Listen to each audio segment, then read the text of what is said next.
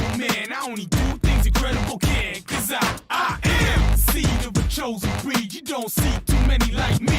Cause I am one of the reasons you do what you do. When you wanna be me instead of you. Cause I am still on beat. Showing love to the streets. Come on, you know me. Cause that's who I am.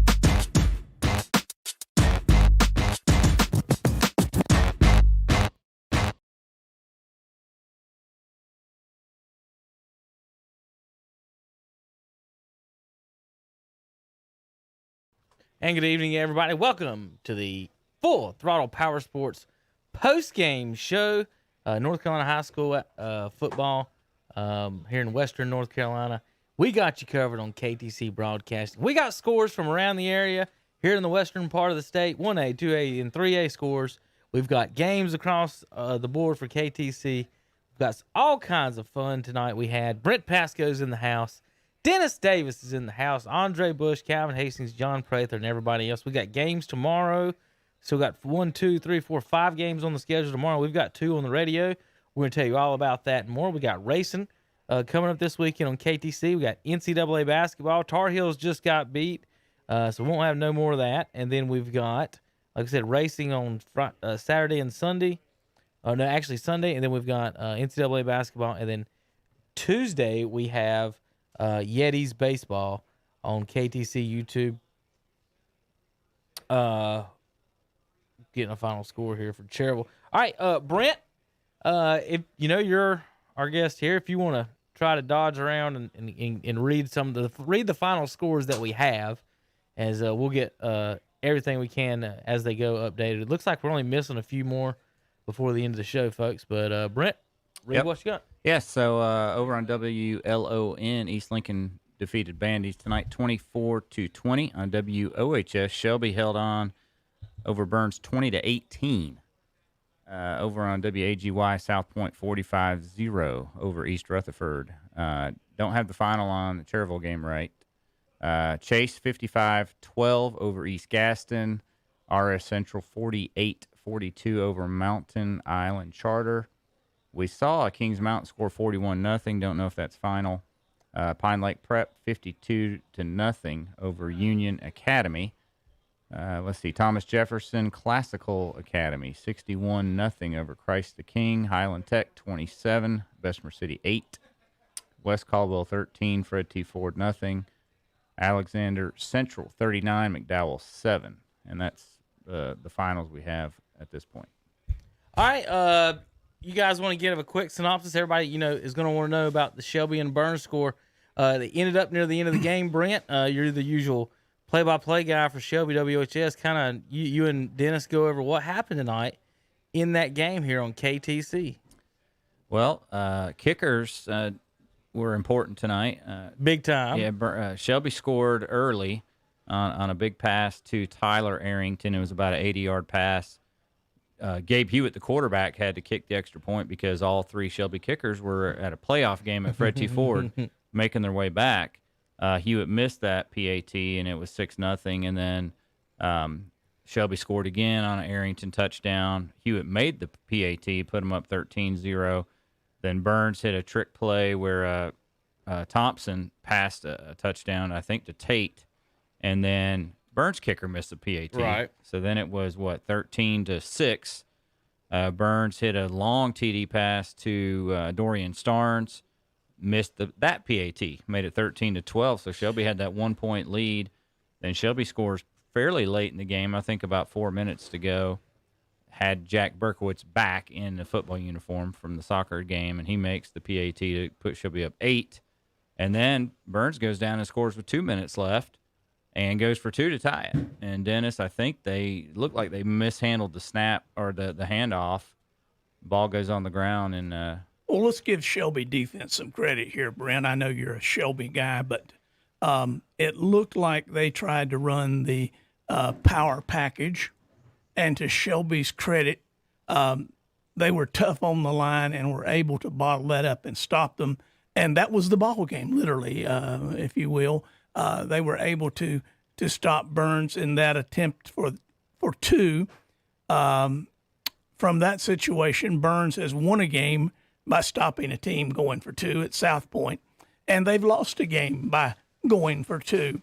I think it's curious about the kickers because in the first game, Burns was missing their kicker, and he finally showed up. And so tonight it was Shelby missing their kicker, and he finally showed up. The question I have is, did they win the soccer game? They lost the soccer game, so they lost 2-1 in overtime at Fred T. Ford tonight. So Berkowitz will be available next week. he will be available next week, absolutely. So, yeah, it was a great game. Burns got the ball back, I think, less than a minute left.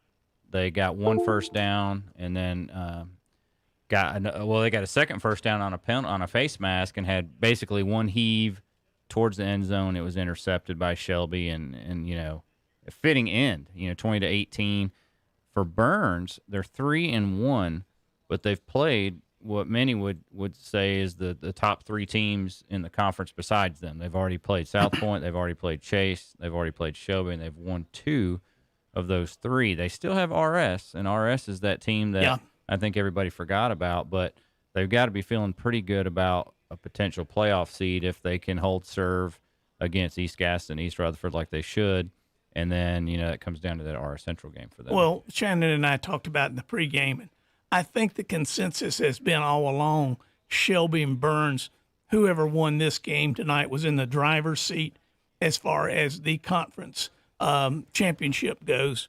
But let's not forget, and the thing about this league this year, Chase is playing better. RS is playing better. South Point is playing better. And so some of those teams could come in and knock off somebody and throw a real monkey wrench in this thing towards the end. But right now, you got to give the nod to the Golden Lions to be the conference championship. But they've got to hold serve. And in order to do that, who else do they have to beat, in your opinion? Yeah, they've got that South Point game. They've got to beat South Point. You got to figure they're going to be a heavy favorite against East Rutherford, and then their only other conference game is South Point. They've got Kings Mountain next week, a non-conference game. Yep. Well, I would say that South Point team is obviously playing better. We'll get to their score in a little while tonight. It looks pretty impressive, 45-0. But as far as Shelby's concerned, should they lose to South Point, man, what a mess we've got. No doubt about it. And somebody like Chase, who is 1-2, but they've already played Burns and Shelby, and lost both of those, and both of those were good ball games. RS is 3-1. You know, Chase RS may be a big game as well, and then Burns RS is a game that I'm looking forward to seeing as well. I think this is about as tight as we've seen this conference in many years, with somebody other than Shelby being able to challenge at least for second place in that one. And that's still up in the air, although I think at this time we would probably favor Burns to be that second place team. But all this goes away next year. Sure does. And your conference will not be quite as challenging. So schedule some good non-conference games. May I suggest maybe a matchup with Crest? I think we'll definitely see that one. Probably a Crest and a Kings Mountain. We need the money, both of us. Yeah, I'd just love to see a normal season next year with 10 games. Yeah, this has been a twist of fate this year. The Shelby Crest game didn't get to take place. There's just all sorts of things that are, for lack of a better word, weird about this year. And so with a 7-game schedule, I think if everybody had a chance, they'd say, let us play at least 10 games. My understanding is the High School Athletic Association has said no endowment game. Right. So we'll play a 10-game schedule. And that can be interesting then as to who you choose or who you don't choose to play as a non-conference game. Yeah, you're right. Shelby had scheduled a new school, West Cabarrus. Yeah. This year. Mr. Gentry. Yeah, and then they weren't, obviously with the rescheduling, they weren't able to play that one. So that would be one likely that they would drop to go back to 10. So we'll have to see how it all plays out. But they've got to play Crest. They have to play Crest. Well, that's a money game, and I don't mean that in a derogatory thing, because the agreement in the past, Brent, has been that we play at Shelby one year, we play at Crest one year, but we split the gate wherever it's played. That benefits Shelby, it benefits Crest, and that you're going to have a crowd at that particular game because of the rivalry nature. And both athletic departments, let's face it, football pays for the soccer, the swim team, the girls' tennis. There's a lot of things that benefit from the revenue that's generated by the football season. Absolutely. And so they'll play that game, I'm sure. I'm interested to see what happens next week. Kings Mountain and Shelby. Tonight's game was sold out at Burns for the number of tickets that they were allowed to sell, so that was good. But, yeah, you go in next year and you're looking at some 1A schools. So not just that there's not natural rivalries, so you're going to have some people not come just because I've never seen Shelby play Thomas Jefferson, but then you'll have maybe some people that want to see that game. Yeah, but, and that's the question, what kind of crowds and what kind of travel do you get? If Shelby's playing at Mountain Island Charter, well, they won't be because Mountain Island Charter is going to Mooresville or somewhere. But let's just say a game similar to that. Yeah, Highland Tech. Highland Tech. Realistically, Yep. Your other diehards. than you and Jeff to broadcast the game, is there going to be anybody from Shelby there? There's going to be some diehards and some parents, but I wouldn't see, a lot of the student body heading to that game. Yeah. Cherryville is close. Bessemer City's close. But, those schools are also 1A schools, so they don't even have the number of students that could, bolster the student section. Well, Bessemer's got 16 players, so if they come on a road game and every one of them's got 2 parents, y'all have 32 fans. Well, you've got more cheerleaders than that at Shelby, so. well, heck, Bessemer probably has more cheerleaders than the football team right now. I don't understand the issues over there. They've always averaged around 30, 35, and for it to be that way. We've got some. Go ahead, Dennis. I was going to say, years ago, we took the Chargers over, and this was the 9th grade Chargers, to play East Lincoln. We were in the same conference at that time. We had a rule, I won't go into why, but any girl who came out for cheerleading automatically made the cheerleading squad. We had one bus of football players. We had 3 buses of cheerleaders. We had 45 cheerleaders. Wow. And I'm sure East Lincoln looked over there and says, what the heck's going on there? But any girl that wanted to participate automatically, they didn't get a trophy, but they got to be a cheerleader. Well, folks, we've got scores, we've got highlights, we've got more. Will just sent me a message, guys. He said it looks like he might not be able to call in tonight. He's still at work right now, so we'll see if he gets to us. If Will gets to us, we'll get to that. JP's in there monitoring the phones, waiting on phone calls tonight from Steve Degree and a couple of other folks to let us know exactly about what happened in the games. I'm looking, Brent, I've got my magic sheet here. This is my county sheet of every game's that the folks have played. And, of course, we don't have, some of the teams that are playing tomorrow. So I wanted to give you some records here in the counties. Lincoln County right now is currently 8-5. Rutherford County is currently 9-7. Cleveland County is 13-1 And lost to themselves. tonight. Right. Burns lost tonight. Gaston County, oh my God. They have, let me make sure I got these teams right. 3, 6, 7, 8, 9, 10, 11 teams, Brent. And they got 9 wins right now. That's hard to believe. They're going to pick up 2 more this weekend because they're playing each other.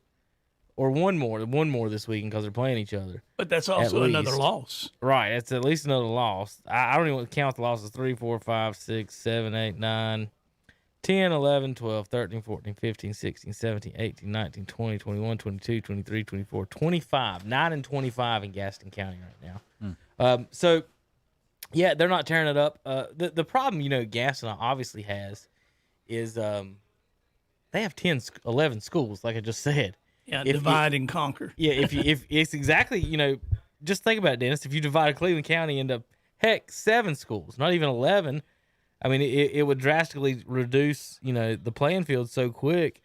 And all those schools, what's bad about them is, say, how do you build up, Dennis, a fan base? A lot of these schools, you got to worry about your fan base. So let's think about it. If you go to Huss, okay, your school touches, let's go to Bessemer because I know this for a fact. All right, Bessemer, if you go to Bessemer, your school touches Cherryville, North Gaston, Hunter Huss, and Kings Mountain. Yeah, where are you going? And you're sitting there in a 1A school, right? And, Well, let's say you're a potential football player for South Point who's had an outstanding history of football over the years. Now, you can go over to Stuart Kramer and play on the turf right, and attend class in a nice modern building right. with nice purple uniforms, or you can go to South Point and Right. carry on the tradition in less than an ideal playing field and certainly less than ideal parking conditions. Facilities at all And at the school. so the question comes up, what did Gaston County Board of Education have in mind when they built Kramer? Well, that too. Also, Dennis, Cherryville used to be a city school. Yes. Got like Kings Mountain used to be the city school, right? Right. Did Shelby used to be a city school? Yes. Okay. So for folks that don't understand that it's different funding than as far as with the county and stuff too. And as far as until they condemned that stadium over here in Cherryville, that once they joined the counties, like almost zero improvements ever got made at the school. Like they built the school, they built 2 schools on their own in the city, and then they jump in the county, and you can't get, the floor shined. Well, like over at Kings Mountain, let's give an example. Kings Mountain has some outstanding facilities now. Mm-hmm. They built a new field house, thanks to Mr. Brinkley and the football club over there. They built a new weight room, thanks to Steve Moffitt and some guys over there. They've put down AstroTurf there on the field. It's great. They solved their drainage problems. Their next move is to build the new press box. Maybe they'll let us in when they get enough I was about room. to say, what was the point of building a press box if nobody's allowed in? Well, It's just a referee box. I'm going with Scott Nicer. Oh, wait a minute. They kicked him out, too. They kicked everybody out. But anyway, they have excellent facilities, but they've raised their money. Shelby is in process. You can talk about Shelby. They've got a new field house they're looking to build right now. Absolutely. Go buy a brick. They're, $250. Yep. You've got some money in Shelby. They have excellent facilities. I'm waiting for them to put down some turf, too. Gold turf, by the way. You guys go with the gold turf, please. And then there's Creston Burns. And speaking of press boxes, I mean, every 50 years or so, you might want to renovate a little bit. Well, as far as we're concerned, the press, those are definitely 1967. needing help. I just, what I was kind of getting at, Dennis, say Huss and Ashbrook used to be big time, right? Oh, yeah. Well, half their students are at other schools right now. Yeah. They used to be, was either one of them 4A at one point? Ashbrook was. Ashbrook got to 4A. So, like, and they were both powerhouses back in the day. And then you build Forest View. Then you build Stuart Kramer. Then you add Highland Tech. And there's 3 schools that you just pulled people away. Then now the charter school, Mountain Island's built. Yeah. So there's 4. There used to be And there's 7 Gaston schools. Day. Right. There used to be 7 schools, and now there's a dozen schools in Gaston County. It's insane. Like, so, I don't. How are you going to get better at football? Also, the thing is, let's say, Dennis, you go to Huss, right? How many people still live, for the most part, within like the district of the high school that you went to? So if you get an apartment 4 streets over at Ashbrook, well, now your kids go to Ashbrook.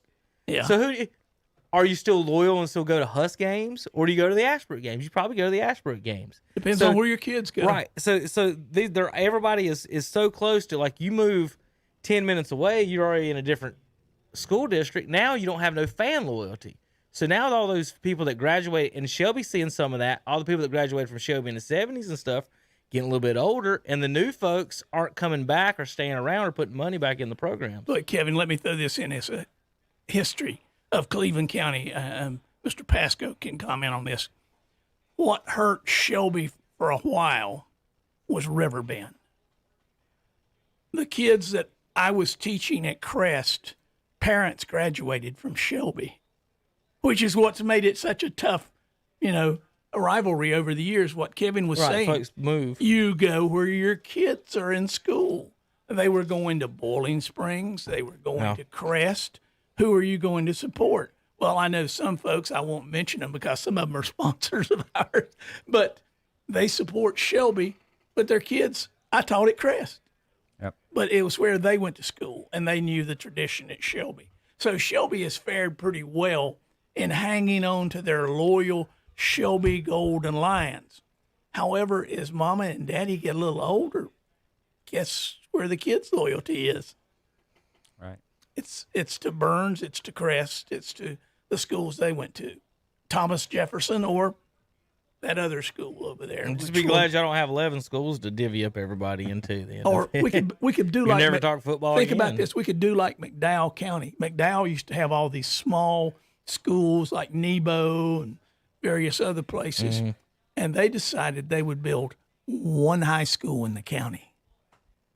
That ends the arguments of facility money, though, don't it? It does. Oh, hey, we didn't get that. We didn't have an auditorium for 50 years. Right. But think about that, Mr. Radio Announcer.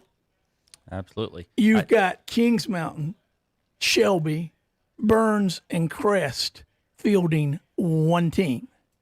Yeah. Richmond County, Yeah. you're talking first a 4A school and excellent pretty much every sport. Yeah. Yeah. Well, go ahead and write it down, Dennis. In 5 to 10 years, there will be a one county football team over at Pinnacle. So Hey. just be ready. It might When they be- build the dorms and start recruiting. It might happen. All right, let's give some scores, folks. That's what you tuned in for, right?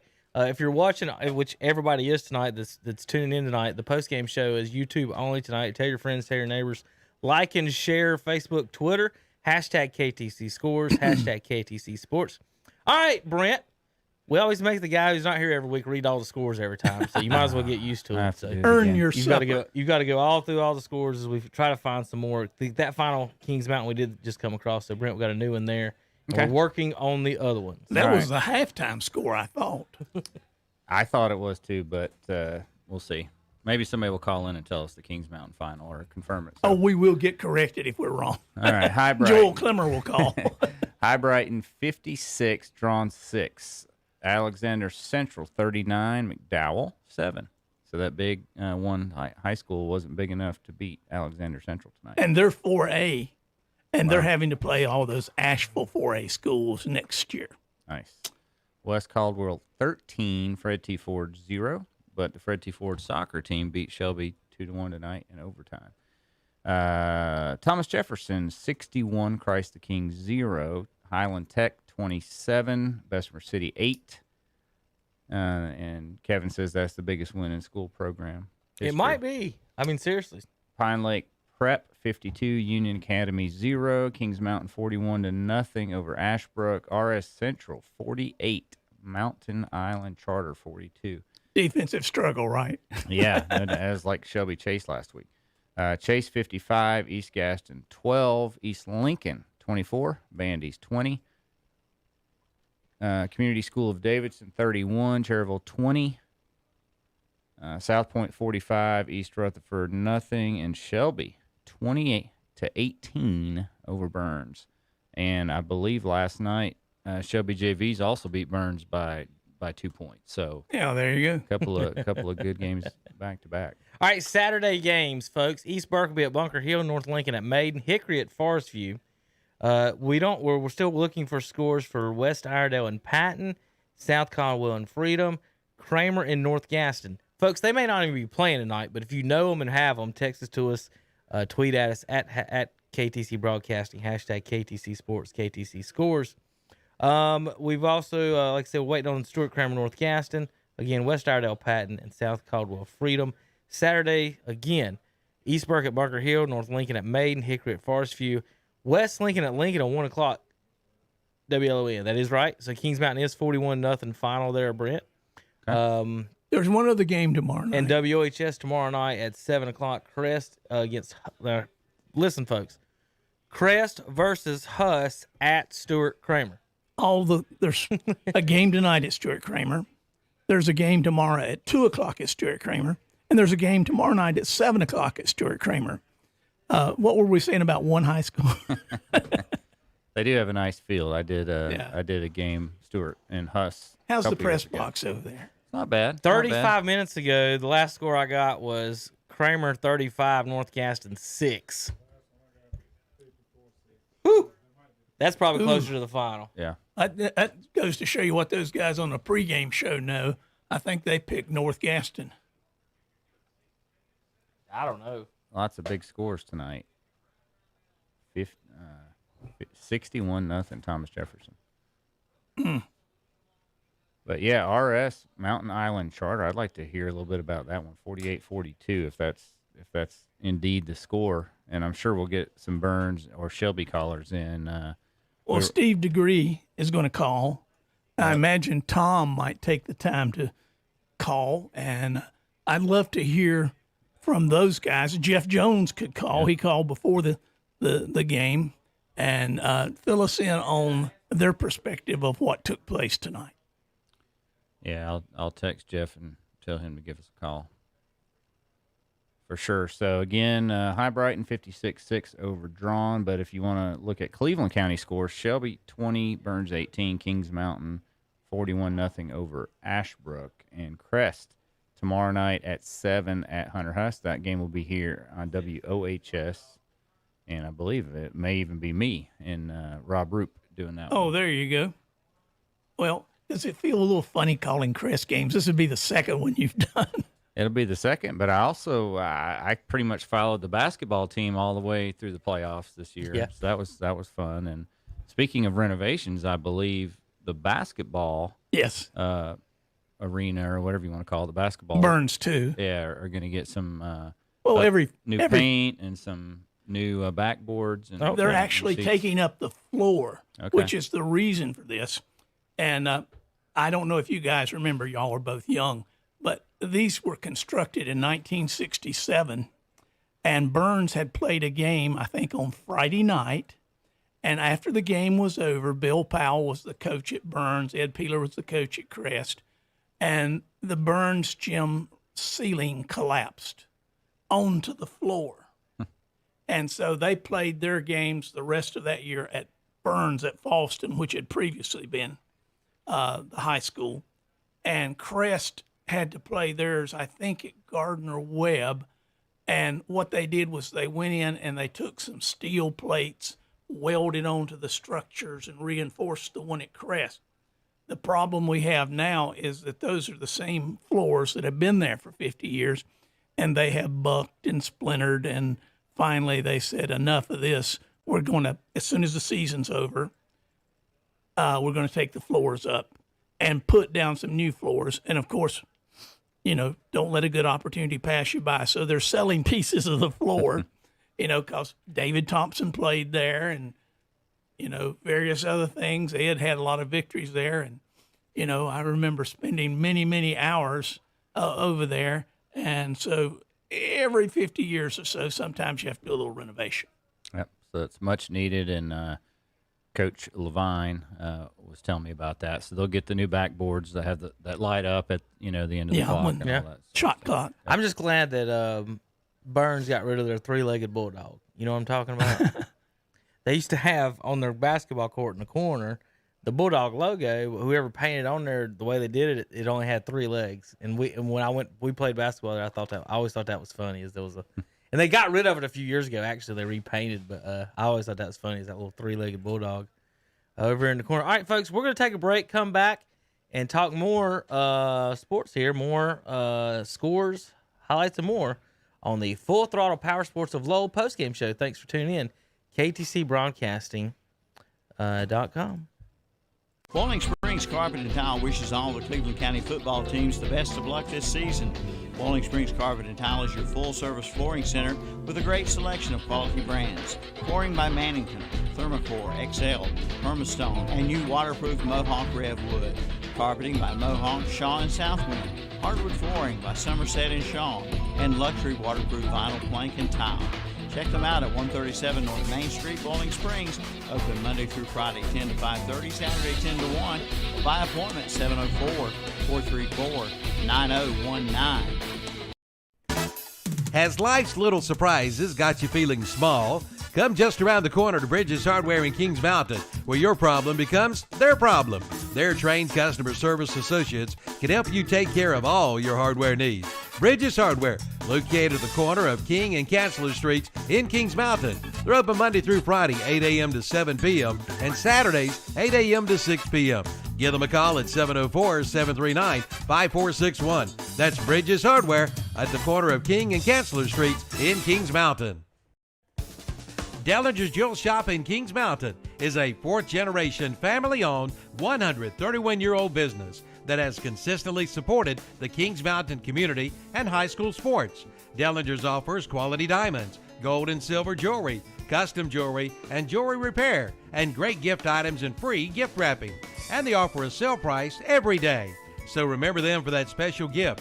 Looking for that perfect engagement ring? They have a great selection of preset rings and loose diamonds. They're the place to go for better diamonds at a better price. Dellinger's Jewel Shop, 112 West Mountain Street, Kings Mountain. Call 704-739-8031. The J. Morgan Company is proud of our Cleveland County high schools, Burns, Crest, Kings Mountain, and Shelby, and wishes all of our local high school athletes good luck. Whether it be football, cross country, tennis, soccer, basketball, volleyball, swimming, wrestling, track, golf, softball, or baseball, best wishes for a good season. Take the discipline, integrity, sportsmanship, and winning spirit you learn participating in your sport and use this to be successful and happy for the rest of your life. And fans, go out and support these student athletes by being in attendance at their games. Just in Time Plumbing wishes Cleveland County high school football teams the best of luck this season. Family owned and operated, serving Cleveland and Gaston counties. They handle bathtub and vanity installation, new home construction plumbing, commercial sinks, Renai tankless water heaters, water line repairs, unclogging drains, gas piping, and more. And they offer project financing. Their licensed service professionals provide first-class service on time, on budget, 24/7. Call 704-600-8350 for your free estimates. Just in time plumbing every time. 107 South City Street, Kings Mountain. I'm your phone. Stuck down here between your seat and your console? Playing a little hide and seek. Cold. Boiling. Jackpot. And if you've got cut rate car insurance, you could be picking up these charges yourself. So get Allstate, where agents help keep you protected from mayhem. Like me. Mayhem is everywhere. Are you in good hands? Your local Allstate agent is Damon Scott. Give him a call at 704-484-3463. Bugs, beware the web. The Neeline Cove Termite and Pest Control web, that is. There's got to be a reason Neeline Cove Termite and Pest Control has been voted the best pest control service in our area every year since 2010. They bring 50 years of experience from residential to commercial. They also do moisture control along with waterproofing, new construction treatments, mold and mildew remediation, plus fire ant and mosquito control. For a free estimate, call 866-990-0004 or visit the website at carolinapestcontrol.com. Neeline Cove Termite and Pest Control, 201 North Main Street in Bowling Springs.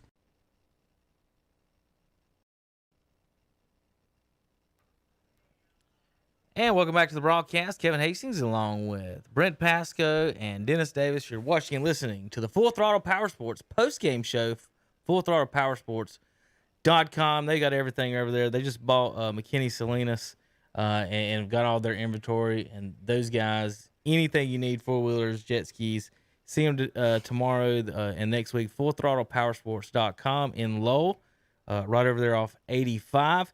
All right. Scores. I'll give the scores. Give Brent a little break. How about East Lincoln 24-20 over Bandy's? Community School of Davison 31-20 over Cherryville. Shelby wins tonight 20-18 at Burns. South Point 45-0 at East Rutherford. Highland Tech 27-8 at Bessemer City. Chase 55-12 versus East Gaston. RS Central 48-42 winners at Mountain Island Charter. The Mountaineers of Kings Mountain 41-0 at Ashbrook. Pine Lake Prep 52-0 versus Union Academy. Thomas Jefferson 61-0 at Christ the King.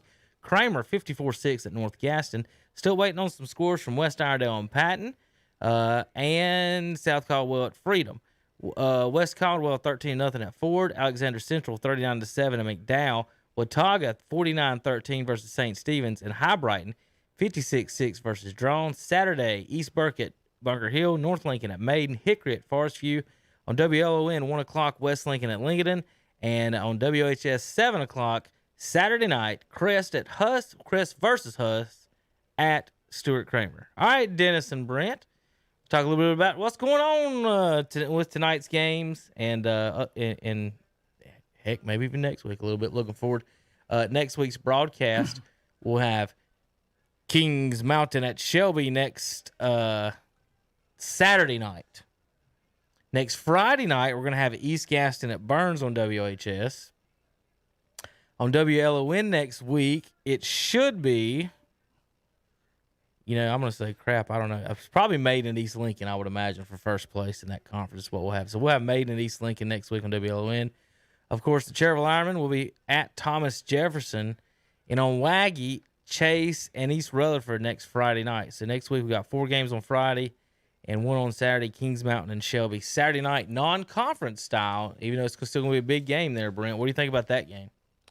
Tell you what, Kings Mountain is tough to bet against right now. They're really rolling. They're scoring at points, but look at the defense. Shutouts. We know they got Day Wilson and company over there. They got a veteran quarterback, good running back play. They're doing this without Kobe Pacehour as well. So I think Kings Mountain's probably going to be a little bit of a favorite coming into that one based on the scores so far in this young season. Well, I think it's the Battle of Buffalo Creek, as it's traditionally been called. It's not been as strongly contested, I think, since more or less the rivalry changed to Shelby and Crest or Shelby and Burns. We've, like Kevin said earlier, we sort of divided up because of the number of schools. But when there were really only 2 schools in Cleveland County who played football, it was definitely Kings Mountain and Shelby going for the title and the bragging rights year after year after year. And I think Shelby probably had the advantage over the years. I don't have the record right in front of me, but Kings Mountain under Greg Lloyd has recently been playing some very quality football. And, of course, Shelby's won championships, but in a lower classification. So I look forward to listening to that game next week on a Saturday night because, as we say, it's going to be a slobber knocker. It's going to be on paper, it looks like a good one.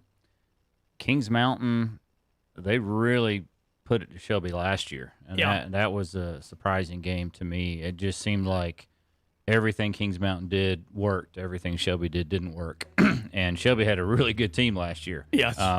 So that made it even more impressive because Shelby was a state champion, and so I thought, man, this Kings Mountain team has the ability to maybe be the best Kings Mountain team we've seen since Kevin Mack and those guys, and then COVID hits, right? And the season gets knocked away and they lose their, one of their most dynamic players enrolls in school early up at UNC. And so I thought, man, that really, stinks for Kings Mountain because they're not going to have their full complement. But they're playing really well without Kobe. This could be a special year for Kings Mountain even without him. But I would have loved to seen them with him this year and see how good they could be. Well, that's it. And the thing about this Kings Mountain team, you wonder how good they could have been. Now, they've had battles the last 2 years with the Charlotte Catholic boys. And that's always a tough row to hoe, especially down at Catholic. Have you been to a game down there? I have not. I tell you what, you talk about home field advantage. It's like the Pope himself is officiating the game. It's tough. Yeah. We've been down there. We were fortunate enough to beat them twice down there. And it's an odd situation. The fans get on the opposing talent. You have to come from their field house gymnasium down these steps onto the football field. And the sidelines are only like 10 feet from the stands. And as you come down the gauntlet, there is no religious things that are said to you. You're called everything but a child of God, and then you have to play football game. And like I said, they seem to have this advantage, Sure. being a religious school that maybe some others don't. But by and large, they have sort of stopped Kings Mountain. The good news for Kings Mountain is next year, Catholic and Weddington will both be 4A. So that opens the door for that one possibility for Kings Mountain to finally get a state championship that they failed to get so far. Burns has one. Shelby has many. Crest has several. Yep. Only Kings Mountain has come up short in the championship game some years ago. Without those two teams to have to climb the mountain, Kings Mountain could very well be in a position to be a state championship team next year.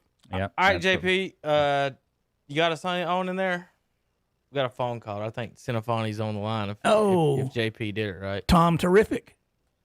JP, you got him on?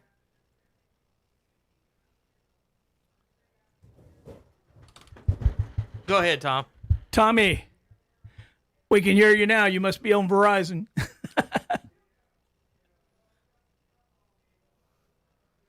Shelby, 20 to 18. Really, it's echoing a little bit. I'm getting a little feedback. How's that, Tom? Yeah. Okay, I think that's better there. The first half, that really, I mean, if you guys were listening or watching, it really should have been, Shelby should have been up 3 or 4 touchdowns with Burns, having no field position, turning the ball over, fumble, a couple interceptions. And then, the defense really held their own. I mean, after 3 turnovers, Shelby got no points off those. They did get the points when they backed Burns up and had a short field, 45 yards. And that they had the Arrington touchdown before that, an 80-yard touchdown. And they were up 13-0 at that point. And like I said, it could have been a lot worse, but Burns got the touchdown before halftime and made it 13-6. Came out, got the touchdown on basically the second play of the second half. Missed both their Bowling PATs. Springs Carpet and Tile wishes all the Cleveland County football teams the best of luck this season. Bowling Springs Carpet and Tile is your full-service flooring center with a great selection of quality brands. There's a commercial playing. Yeah. You got it?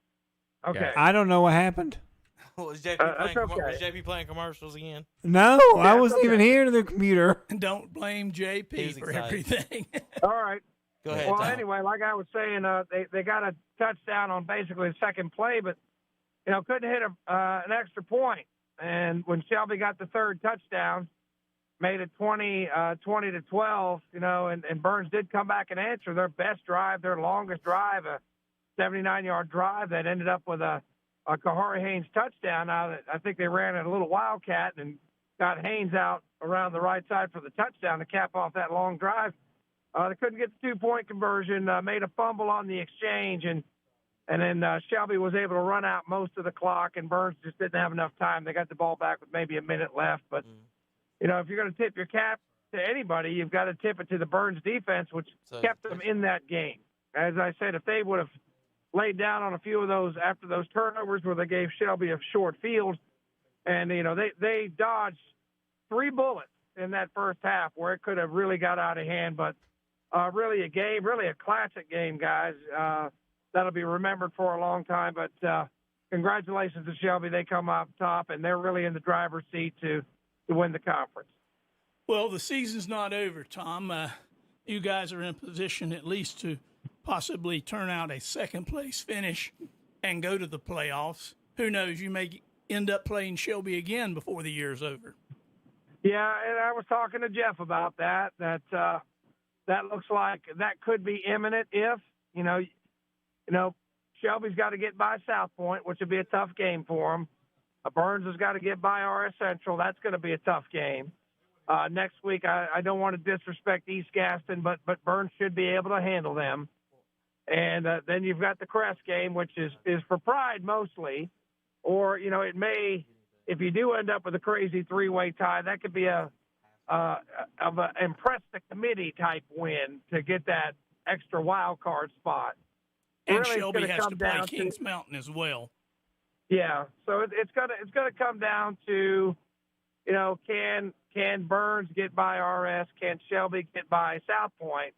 And if that happens, then they'll be 1 and 2 in the conference. They'll both make the playoffs, and yeah, they could be on a collision course to meet each other down in the playoffs. But really a good game, a well played game. Not a lot of shenanigans. No taunting penalties.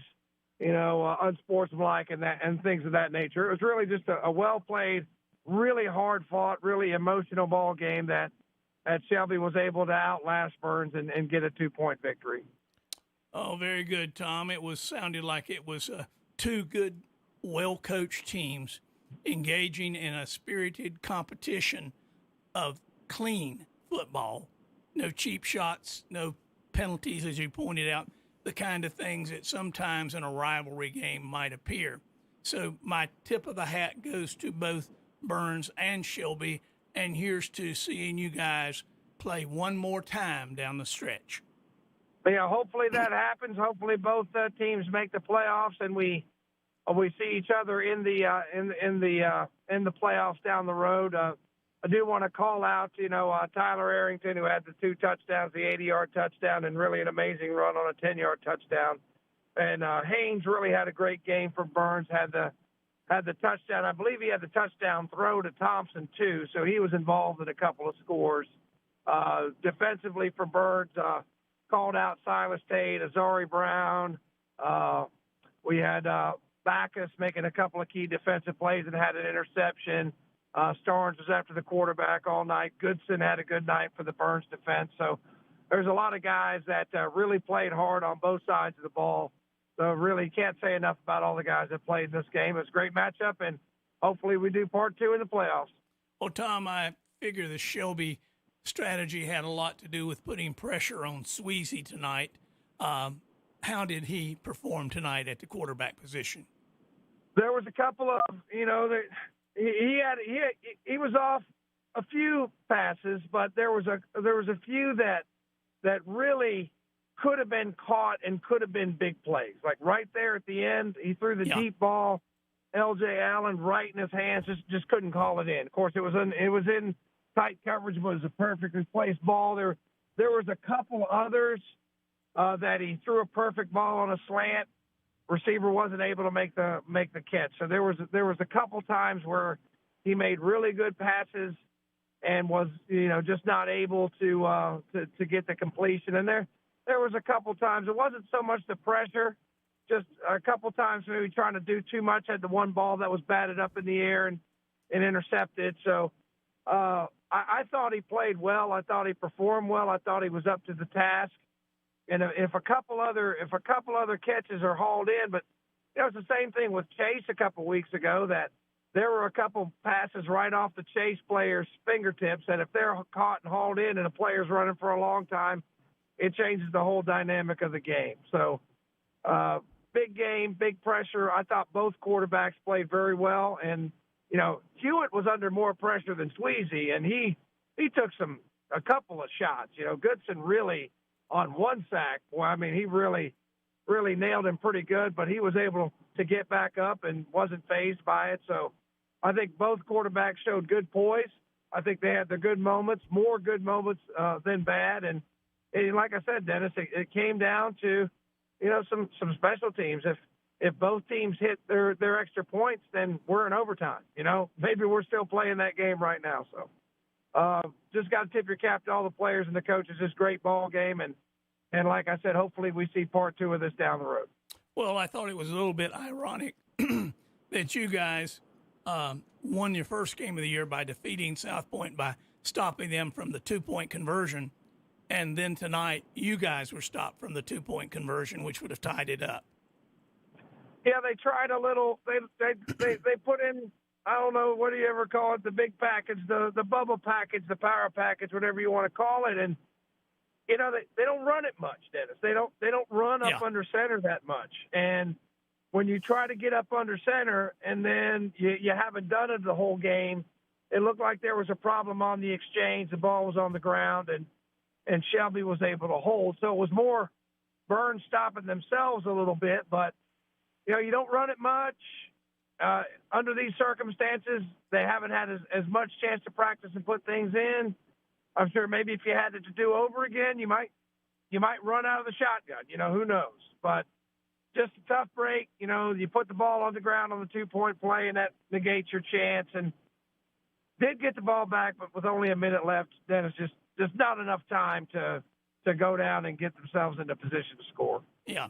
Well, as you said, there might be a second meeting between the teams, and I'm sure that both coaches will review the film and maybe change some of the things that they did tonight. Well, I would like to see Burns get a little bit more of a running game. I mean, I will tell you, Dennis, they really had a hard time, and I had a lot of confidence that, you know, when I listened to the Chase game last week, that we'd be able to run the football. But there were some, you know, the kid going to Carolina, the Hammer kid, played very well. Jimmy Wiston played very well. Arrington on defense played very well.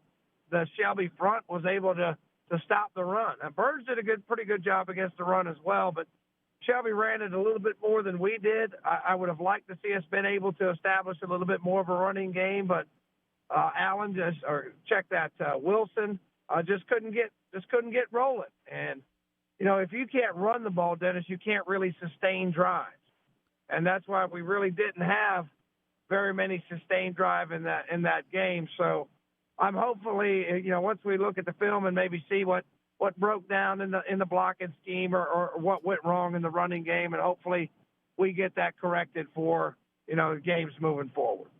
All right, Tom, we appreciate your firsthand observation of the game tonight, your comments, and we'll look forward to possibly a rematch somewhere down the road later this spring.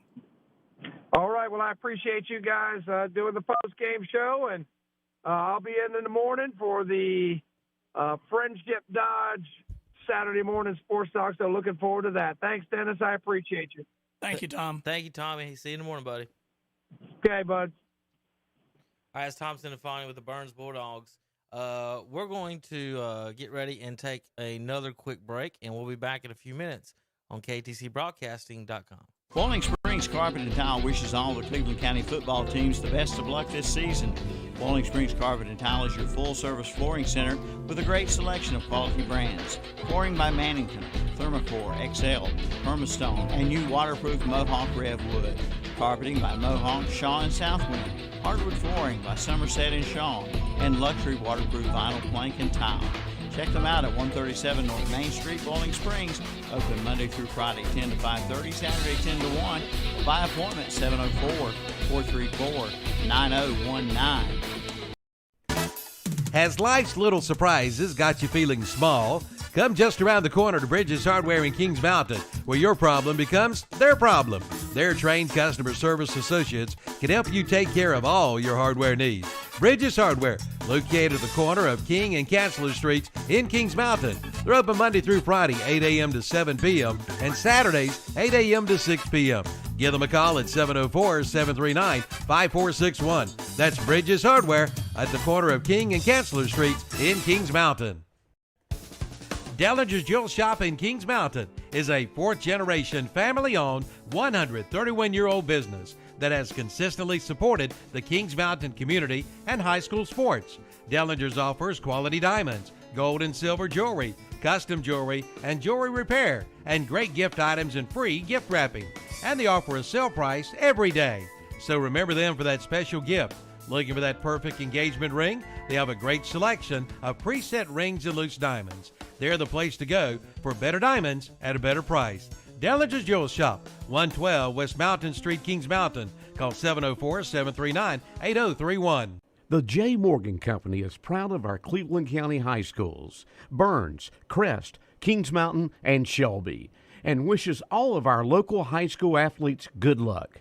Whether it be football, cross country, tennis, soccer, basketball, volleyball, swimming, wrestling, track, golf, softball, or baseball, best wishes for a good season. Take the discipline, integrity, sportsmanship, and winning spirit you learn participating in your sport and use this to be successful and happy for the rest of your life. And fans, go out and support these student athletes by being in attendance at their games.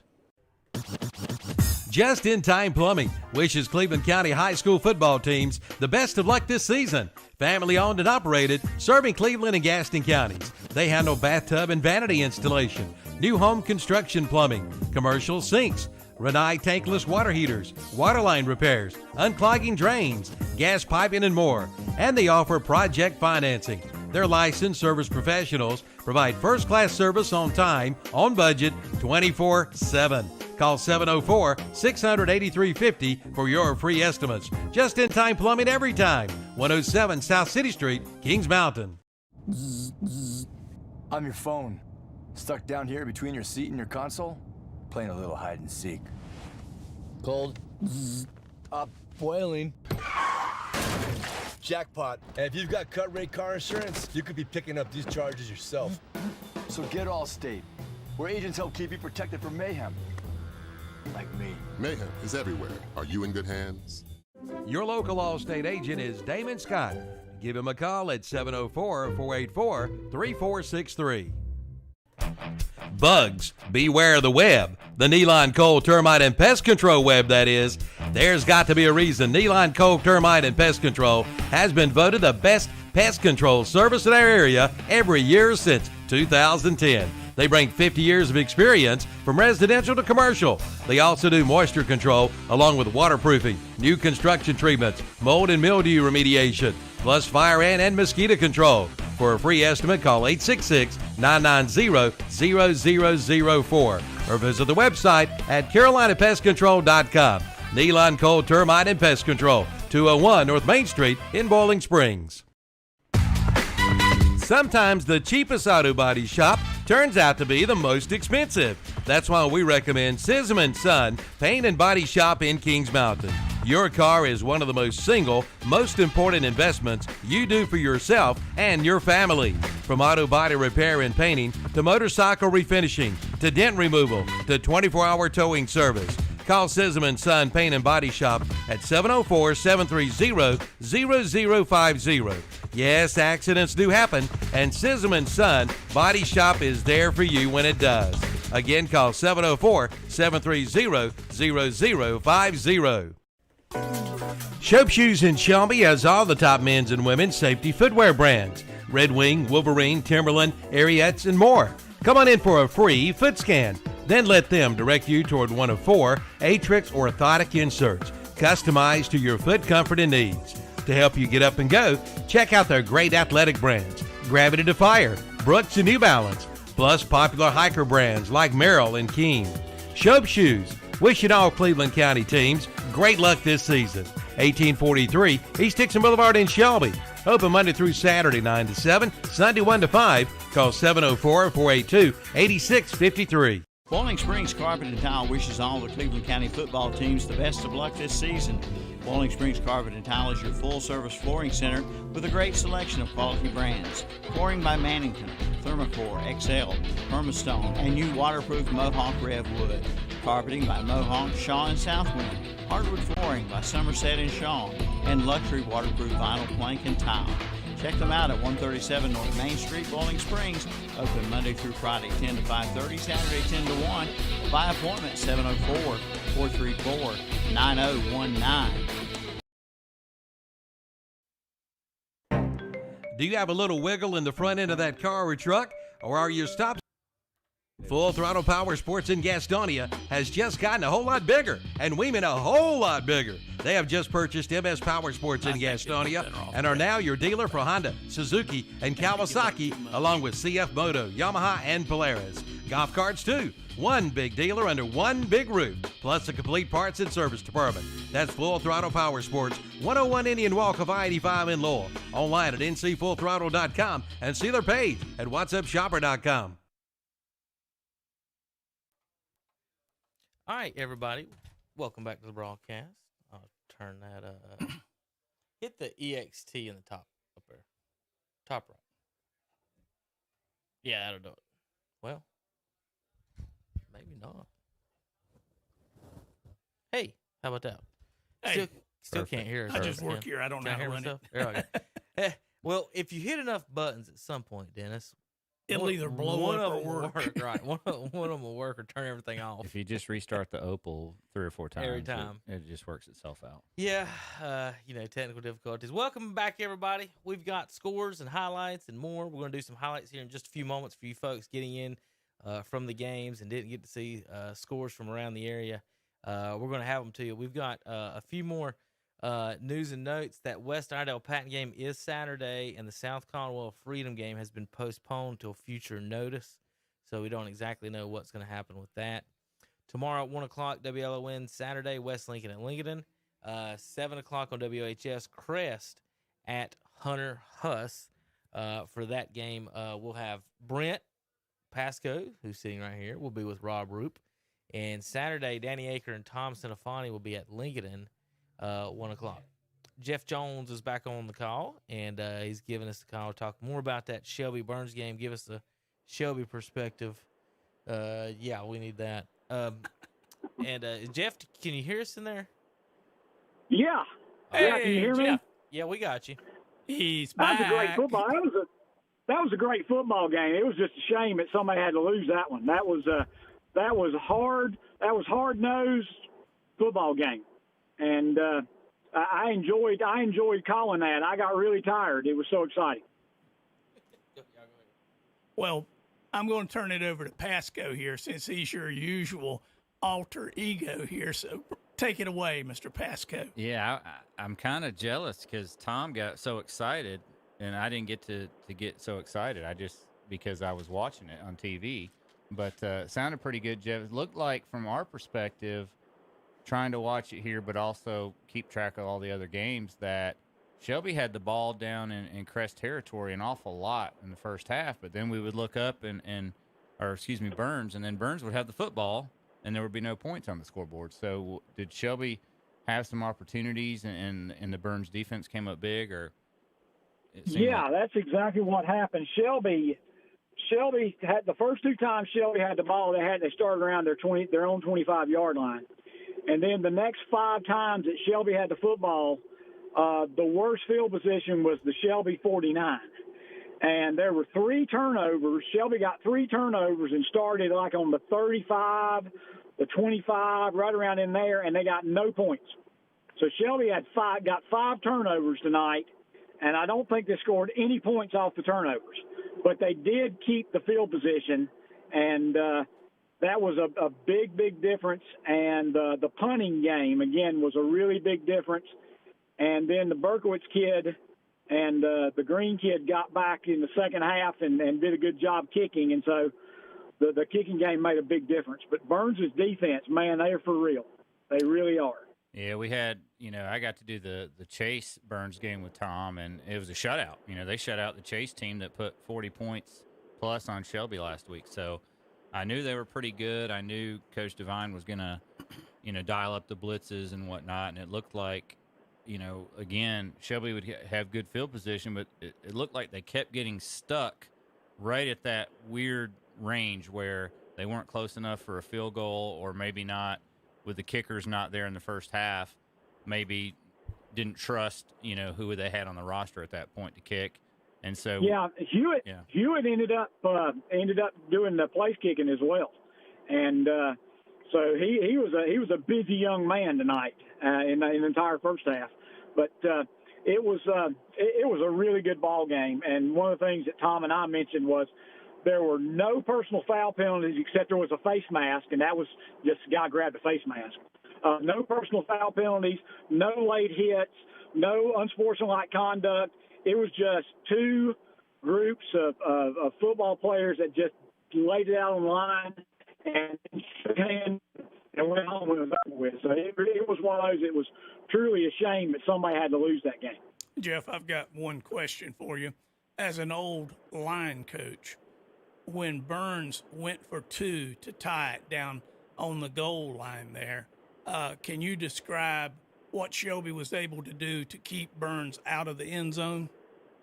Yeah, Burns went under center. The quarterback went under center for the only time all game, and they got in what some people call a capital I formation. They had three running backs directly behind him, and Sweezy took the snap and reversed out and tried to hand the ball to the second man through. And I don't know that the ball ever got handed to him. The ball got down on the ground, and it became a rugby scrum. And I don't even know who recovered it because it never got anywhere close to the end zone. So from what we were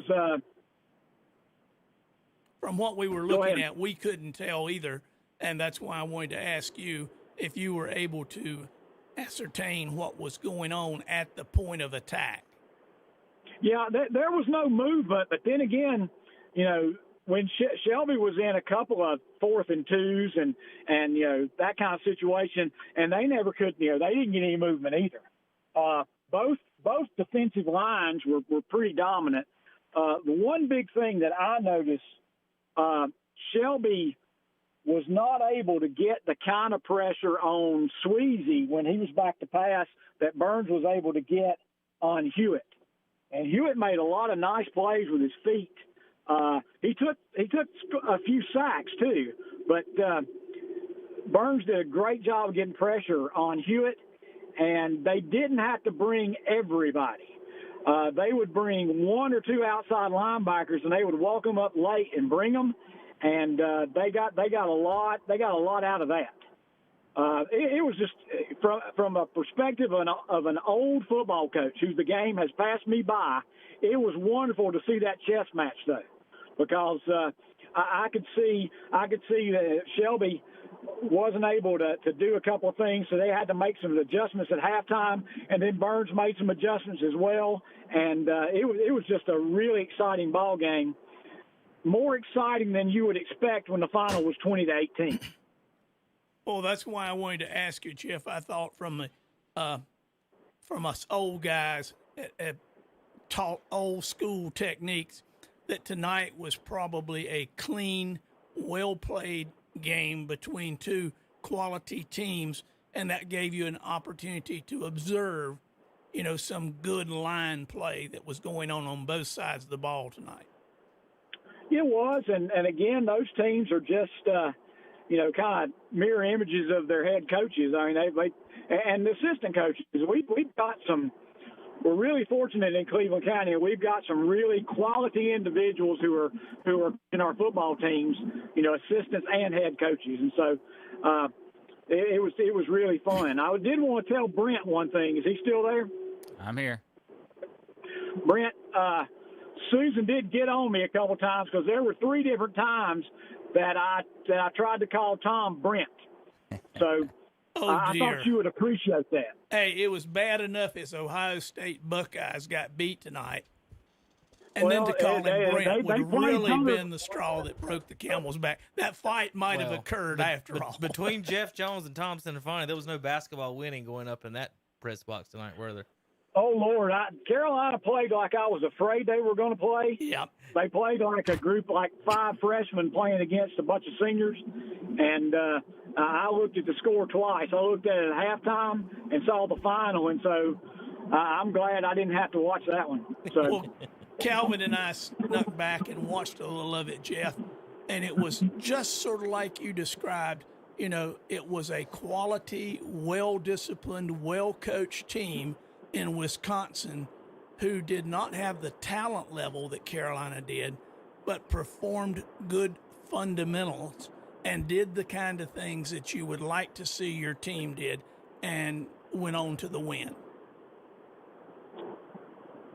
Yeah, Carolina really the last 3 weeks of the season they were Jekyll and Hyde. I mean they win the game against Florida State and they lose the game against Marquette. I mean, you know, you just never knew. But when I saw they had drawn Wisconsin, I didn't think that looked really good. So anyway, that's all right. We'll watch the rest of the tournament and pull for some underdogs and see what happens.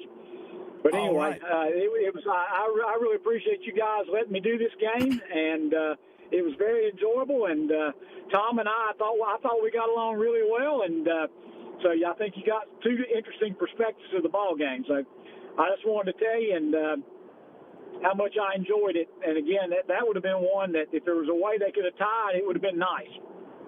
Almost. Well, Coach, we're going to have you next Saturday, Kings Mountain and Shelby, a non-conference game.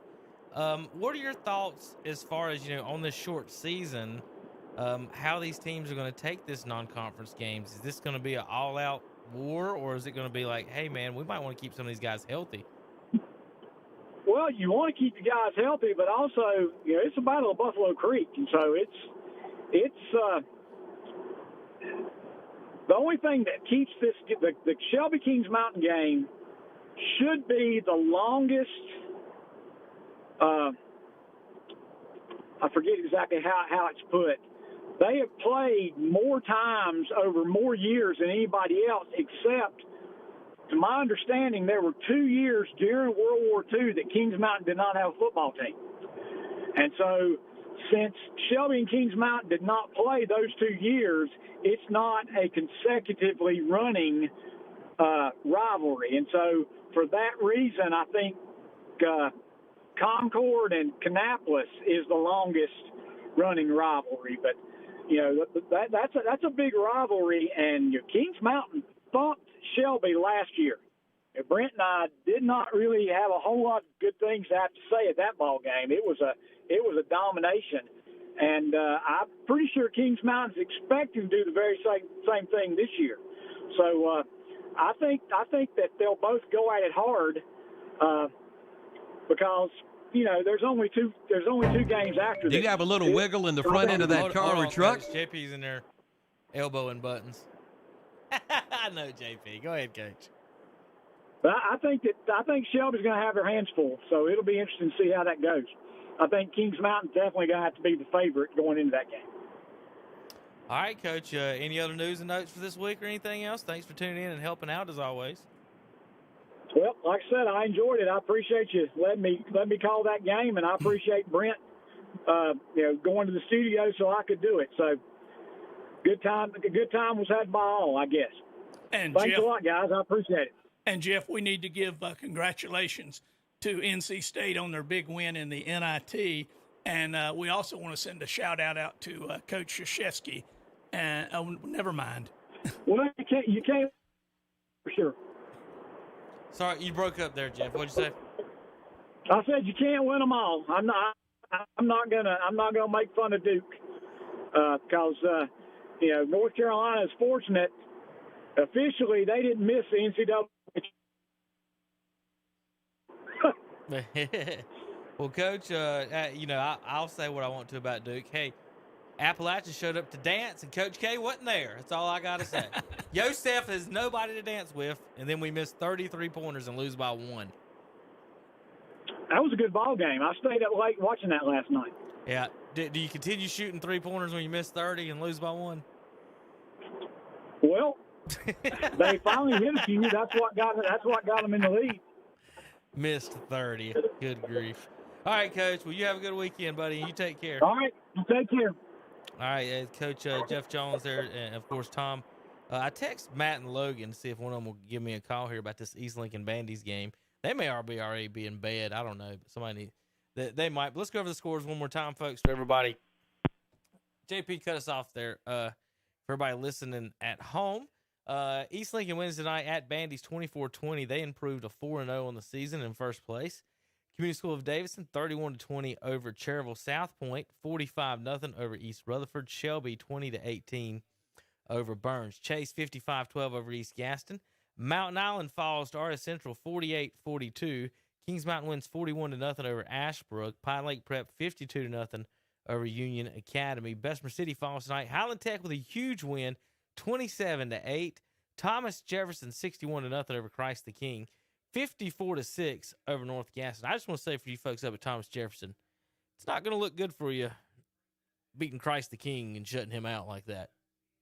Surely, you got to let him score once, don't you? It's almost Easter. Almost. West Caldwell 13-0 over Fred T. Ford. Watauga 49-13 over St. Stephen's. Alexander Central 39-7 over McDowell. And High Brighton 56-6 over Drones. Saturday games: Eastburg at Bunker Hill, North Lincoln at Maiden, Hickory at Forest View, West Iredale at Patton, South Caldwell at Freedom. We'll have West Lincoln at Lincoln at 1 o'clock on WLON, and Crest at Hunter Huss at 7 o'clock on WHS with Brent. All right, I want to go through the standings real quick, guys. Up-to-date standings, and then we'll take another break here in a few moments. But first, let's look at the up-to-date standings for today. Waiting on another phone call, JP, in a few minutes, hopefully. Kings Mountain. Well, this is not up-to-date. They're 3-0, actually. Let me hit the refresh on. Okay. Kings Mountain is 3-0 on the season now. They beat Kramer, Huss, and Ashbrook. Crest is 3-0 in that conference. And then the rest of the conference, Dennis, combined 3-11. So it's the Crest and Kings Mountain battle, it looks like, in the Big South, folks. How about Southern Piedmont 1A? You know, this one's starting to get interesting all of a sudden, guys. Mountain Island Charter's 1-3. And they almost beat East Lincoln. Lost East Lincoln by 1. And East Lincoln's 4-0. Mountain Island Charter 1-3 overall, 1-1 in the conference. Pine Lake Prep 4-0. Thomas Jefferson 4-0. Community School of Davidson 3-1. And then Mountain Island Charter sitting there at 1-3. They've scored 148 points, but they've given up 101. So the defense is a little leaky. All right. Over in the South Fork 2A, this is where we're going to get complicated, and we're going to go over the new poll here in a few minutes because it changes every day. Not weekly, Dennis. It changes every day because we have these teams the way they play their games. Maiden 2-0, East Lincoln 4-0. They'll play next week here on WLON for the game of the week. Got an early feel on that, Dennis? It's at East Lincoln. Maiden and East Lincoln, huh? According to my schedule. Well, that talks about another, what we call slobber knocker. Mm-hmm. And I've rode that Mustang of East Lincoln so far. They've had some close games. Against North Lincoln. And I think I'm going to keep on riding because I think East Lincoln is going to end up winning that particular conference. Well, they finished with Maiden at West Lincoln and home against the Newton Conover Red Devils. I don't have who Maiden finishes up with.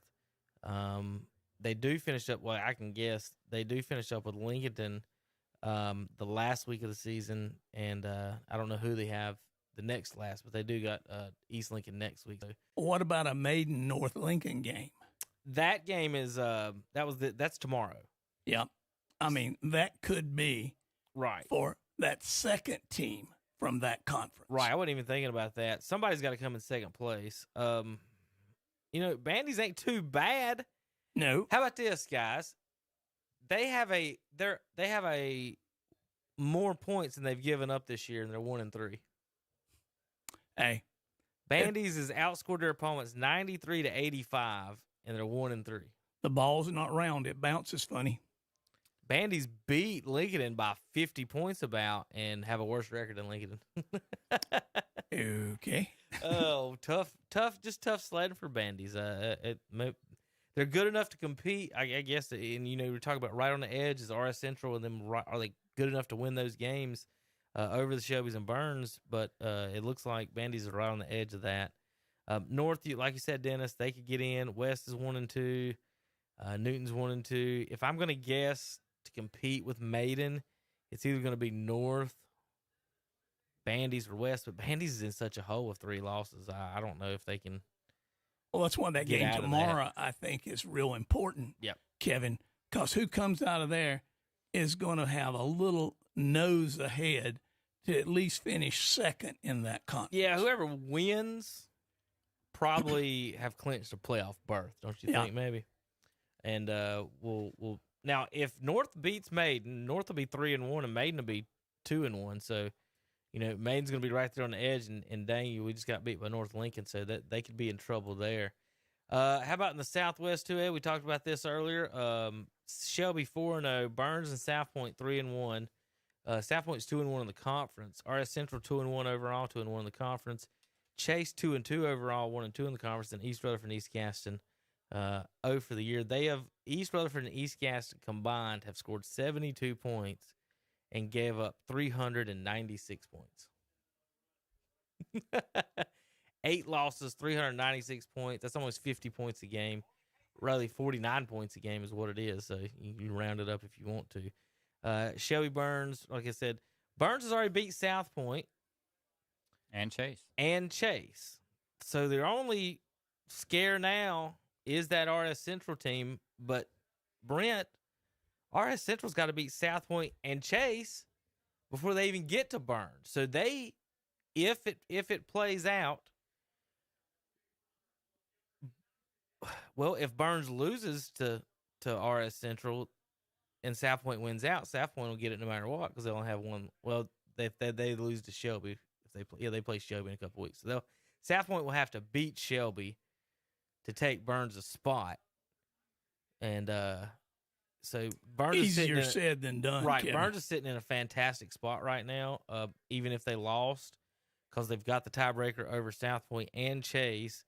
And let's say they lose to RS Central. Like I said, South Point would also have to beat Shelby, and then RS Central win out to steal that spot. So Burns is in a catbird seat as far as they're not in, but they're not out. It's going to be tough to knock them out based on the tiebreakers. So and they've got arguably their 3 toughest games out of the way already. And went 2-1. Absolutely, they got East Gaston, Crest that don't matter. It's out of conference. And then they finish up with RS Central. Yeah, and RS they got to run the gauntlet now. Right. South Point, Chase, Burns. That's a tough road hoe. Yeah. So they've got the opposite schedule that Burns had to start the year. So Burns got the tough ones to start, and then RS the opposite, and they're going to flip-flop their Well, I think the key for there. Burns, Kevin, was when they beat South Point in that first game of the year. Absolutely. I mean, that might have got them in the playoffs. Yeah. Just think about, just thinking about the games tonight, the kicking. Between the Burns South Point game and the Burns Shelby game this year, 100% the kicking has affected both games. Yep. Win or lose for Burns, and also that could affect state championship implications. If Burns wins that game, how about Chase last week? Didn't they have extra point issues against you guys? Yeah. It's the kicking for a lot of these teams, these extra points, it's come down. That's been the key of the season to me almost. And Brent brought up a great point earlier. With this shortened season and the soccer season going on, these guys really haven't had that great an opportunity to practice what they're supposed to be doing. I would guess, you probably know more about it than I do, as far as the soccer thing goes. In a regular season in the fall, there's more weeks and more days. Basically, so if you have a rain delay, you won't have this many complications as far as kicking and the kickers, right? They normally don't play Friday nights during the fall, do they? Yeah, never. Unless there's some anomaly, right? So you've had a lot of rain. We've had a lot of wet fields this year. I think 2 of the last 3 weeks have been 4 days or 5 straight days of rain during the week. Yeah. And wind. Let's say you're the kicker, yeah, and you go out and you start practicing your kicking with all these tornadoes going on. Is that going to translate into what you're kicking on Friday night? Yeah, you gotta factor the wind in, but you don't want to alter your technique that Right. makes sense. You want to alter where you start the ball, maybe, adjust a little bit for the wind. But to me, it was the turf I'm kicking off. I'd rather have good footing than worry about a little bit of wind, if that makes sense. And if the ground is mushy, yeah, you slip. Yeah, that changes that trajectory of where you're contacting the ball as well. Yeah, can even affect the snap and the hold. Could slip. So a lot of times you see a missed kick and you think, oh, the kicker hit that poorly, but it could have been that it slipped off the tee. It could have been a bad snap. His foot may have slipped. Yeah, his plant foot. Absolutely. All right. Well, Kevin, what else you got? For what? We're going to do some highlights here in a few minutes. It's your show. I just work for you. Well, I guess I'm ready for a break if y'all are. I just joining the club here. All right. Why don't we take a break, Kevin? All right, let's do that. We'll be back in a few minutes. KTC Broadcasting. Bowling Springs Carpet and Tile wishes all the Cleveland County football teams the best of luck this season. Bowling Springs Carpet and Tile is your full-service flooring center with a great selection of quality brands. Flooring by Mannington, Thermocore, XL, Permastone, and new waterproof Mohawk Rev Wood. Carpeting by Mohawk, Shaw, and Southwind. Hardwood flooring by Somerset and Shaw, and luxury waterproof vinyl plank and tile. Check them out at 137 North Main Street, Bowling Springs. Open Monday through Friday, 10 to 5:30, Saturday, 10 to 1. By appointment, 704-434-9019. Has life's little surprises got you feeling small? Come just around the corner to Bridges Hardware in Kings Mountain, where your problem becomes their problem. Their trained customer service associates can help you take care of all your hardware needs. Bridges Hardware, located at the corner of King and Chancellor Streets in Kings Mountain. They're open Monday through Friday, 8 a.m. to 7 p.m., and Saturdays, 8 a.m. to 6 p.m. Give them a call at 704-739-5461. That's Bridges Hardware at the corner of King and Chancellor Streets in Kings Mountain. Dellinger's Jewel Shop in Kings Mountain is a fourth-generation, family-owned, 131-year-old business that has consistently supported the Kings Mountain community and high school sports. Dellinger's offers quality diamonds, gold and silver jewelry, custom jewelry, and jewelry repair, and great gift items and free gift wrapping. And they offer a sale price every day. So remember them for that special gift. Looking for that perfect engagement ring? They have a great selection of preset rings and loose diamonds. They're the place to go for better diamonds at a better price. Dellinger's Jewel Shop, 112 West Mountain Street, Kings Mountain. Call 704-739-8031. The J. Morgan Company is proud of our Cleveland County high schools, Burns, Crest, Kings Mountain, and Shelby, and wishes all of our local high school athletes good luck. Whether it be football, cross country, tennis, soccer, basketball, volleyball, swimming, wrestling, track, golf, softball, or baseball, best wishes for a good season. Take the discipline, integrity, sportsmanship, and winning spirit you learn participating in your sport and use this to be successful and happy for the rest of your life. And fans, go out and support these student athletes by being in attendance at their games. Just in Time Plumbing wishes Cleveland County high school football teams the best of luck this season. Family owned and operated, serving Cleveland and Gaston counties. They handle bathtub and vanity installation, new home construction plumbing, commercial sinks, Renai tankless water heaters, water line repairs, unclogging drains, gas piping, and more. And they offer project financing. Their licensed service professionals provide first-class service on time, on budget, 24/7. Call 704-600-8350 for your free estimates. Just in time plumbing every time. 107 South City Street, Kings Mountain. I'm your phone. Stuck down here between your seat and your console? Playing a little hide and seek. Cold. Boiling. Jackpot. And if you've got cut rate car insurance, you could be picking up these charges yourself. So get Allstate, where agents help keep you protected from mayhem. Like me. Mayhem is everywhere. Are you in good hands? Your local Allstate agent is Damon Scott. Give him a call at 704-484-3463. Bugs, beware the web. The Neeline Coal Termite and Pest Control web, that is. There's got to be a reason Neeline Coal Termite and Pest Control has been voted the best Pest Control service in our area every year since 2010. They bring 50 years of experience from residential to commercial. They also do moisture control along with waterproofing, new construction treatments, mold and mildew remediation, plus fire and mosquito control. For a free estimate, call 866-990-0004 or visit the website at carolinapestcontrol.com. Nealon Cole Termite and Pest Control, 201 North Main Street in Boiling Springs. Sometimes the cheapest auto body shop turns out to be the most expensive. That's why we recommend Sism & Son Paint and Body Shop in Kings Mountain. Your car is one of the most important investments you do for yourself and your family. From auto body repair and painting to motorcycle refinishing to dent removal to 24-hour towing service. Call Sism & Son Paint and Body Shop at 704-730-0050. Yes, accidents do happen, and Sism & Son Body Shop is there for you when it does. Again, call 704-730-0050. Shope Shoes in Shelby has all the top men's and women's safety footwear brands. Red Wing, Wolverine, Timberland, Ariettes, and more. Come on in for a free foot scan. Then let them direct you toward one of 4 Atrix orthotic inserts, customized to your foot comfort and needs. To help you get up and go, check out their great athletic brands, Gravity Defier, Brooks, and New Balance, plus popular hiker brands like Merrill and King. Shope Shoes, wishing all Cleveland County teams great luck this season. 1843 East Dixon Boulevard in Shelby. Open Monday through Saturday, 9 to 7, Sunday 1 to 5. Call 704-482-8653. Bowling Springs Carpet and Tile wishes all the Cleveland County football teams the best of luck this season. Bowling Springs Carpet and Tile is your full-service flooring center with a great selection of quality brands. Flooring by Mannington, Thermocore, XL, Permastone, and new waterproof Mohawk Rev Wood. Carpeting by Mohawk, Shaw, and Southwind.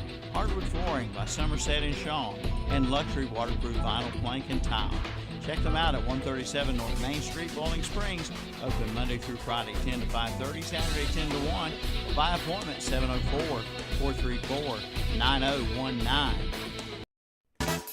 Has life's little surprises got you feeling small? Come just around the corner to Bridges Hardware in Kings Mountain, where your problem becomes their problem. Their trained customer service associates can help you take care of all your hardware needs. Bridges Hardware, located at the corner of King and Chancellor Streets in Kings Mountain. They're open Monday through Friday, 8 a.m. to 7 p.m., and Saturdays, 8 a.m. to 6 p.m. Give them a call at 704-739-5461. That's Bridges Hardware at the corner of King and Chancellor Streets in Kings Mountain. Dellinger's Jewel Shop in Kings Mountain is a 4th-generation, family-owned, 131-year-old business that has consistently supported the Kings Mountain community and high school sports. Dellinger's offers quality diamonds, gold and silver jewelry, custom jewelry, and jewelry repair, and great gift items and free gift wrapping. And they offer a sale price every day. So remember them for that special gift. Looking for that perfect engagement ring? They have a great selection of preset rings and loose diamonds. They're the place to go for better diamonds at a better price. Dellinger's Jewel Shop, 112 West Mountain Street, Kings Mountain. Call 704-739-8031. The J. Morgan Company is proud of our Cleveland County high schools, Burns, Crest, Kings Mountain, and Shelby, and wishes all of our local high school athletes good luck. Whether it be football, cross country, tennis, soccer, basketball, volleyball, swimming, wrestling, track, golf, softball, or baseball, best wishes for a good season. Take the discipline, integrity, sportsmanship, and winning spirit you learn participating in your sport and use this to be successful and happy for the rest of your life. And fans, go out and support these student athletes by being in attendance at their games. Just in Time Plumbing wishes Cleveland County high school football teams the best of luck this season. Family owned and operated, serving Cleveland and Gaston counties. They handle bathtub and vanity installation, new home construction plumbing, commercial sinks, Renai tankless water heaters, waterline repairs, unclogging drains, gas piping, and more. And they offer project financing. Their licensed service professionals provide first-class service on time, on budget, 24/7. Call 704-600-8350 for your free estimates. Just-in-time plumbing every time. 107 South City Street, Kings Mountain. All right, welcome back to the broadcast. Kevin Hastings along with Brent Pasco and Dennis Davis. Brent, you're in charge of scores right now. All right, we'll start with our 4 stations tonight. East Lincoln 24, Bandy's 20, Community School of Davidson 31, Cherryville 20, South Point 45, East Rutherford nothing, Shelby 20, Burns 18. Other scores, East Gaston fell to Chase. Chase winning big, 55-12. RS Central 48, Mount Island Charter 42. Kings Mountain 41-0 over Ashbrook. Pine Lake Prep 52, Union Academy 0. Stuart Kramer 54, North Gaston 6. Thomas Jefferson over Christ the King 61-0. Highland Tech 27, Bessemer City 8. West Caldwell 13-0 over Fred T. Ford. Watauga 49, St. Stephen's 13, Alexander Central 39, McDowell 7, and High Brighton over Drawn 56-6. Tomorrow, East Burke Bunker Hill, West Lincoln Lincolnton, North Lincoln Maiden, Hickory Forest View, Crest and Hunter Huss, and South Caldwell Freedom was postponed and may not be made up. We'll have to wait and see on that one. Newton Conover had an open date this week. And that's your scores. If you were a coach this year, how frustrated would you be trying to match up all these COVID games, rain delays, switching schedules? What would you tell your kids? What kind of pregame pep talk would you give them? You know, it's a tough call. I actually got to talk to Coach Wilbanks from Shelby at a soccer game because both of his sons are goalkeepers on the soccer team, and he was saying, you know, this has just been a weird season. He said every time the phone rings, you're wondering if it's, you know, somebody's been in COVID contact tracing where maybe they were around somebody that had COVID, and you just, you know, you almost cringe every time the phone rings because you don't know what kind of news you're going to get. So you just almost have to just roll with it and know that everybody's in the same situation. Okay, you're a kid. You're playing high school football this year. How do you deal with that? You know, I think they're all different. I see a lot of the kids, you know, and a lot of them are, I wouldn't say immune to the disease or whatever, but a lot of them aren't showing the symptoms if they did have it. And so I think the kids are somewhat out there being a little bit normal, if you would. But, you know, when you're at home, you're around people, I guess you just got to be careful, especially if you want to play on Friday night. You can't be going out and being around too many different people. It's just it's an odd thing. And North Carolina is going to, in April, go back to start off with 4 days a week attendance, and then they're going to go to 5 days attendance. And I'm wondering now if I run into somebody's grandmother who tested positive, and you're in the playoffs, how that's going to affect you. Yeah, I mean, look at the NCAA or ACC tournament, for example. You know, you get there to the semifinals or to the quarterfinals, and boom, Virginia's gone, Duke's gone, and I think one of the worst things everybody was in all of it. You don't want to lose the playoff teams and affect the playoffs as far as that goes. We went over the schedule. I mean the standings earlier, folks. There's the scores. Power poll real quick before we finish the show up with some highlights. The updated power poll as of right now, this second.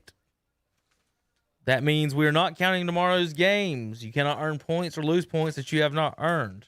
Top 10, North Lincoln, tied with 4 points with 3 other schools at 2-1.